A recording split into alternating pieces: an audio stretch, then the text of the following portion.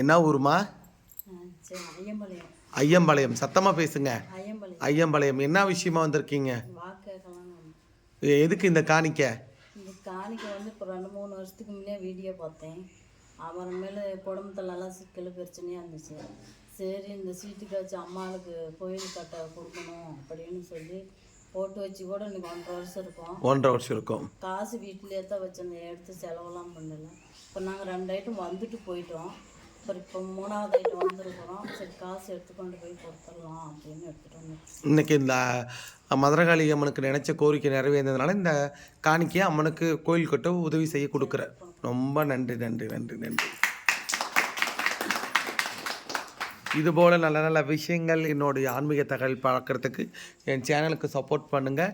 இந்த பொண்ணு நினச்ச காரியங்கள் எல்லாமே வெற்றியாக இருக்குது. இதுபோல் இன்னும் விஷயங்கள் வெற்றியாகணும்னு சொல்லி எல்லா வள மதுரகாளியை பிரார்த்தனை செஞ்சுக்கிறேன்.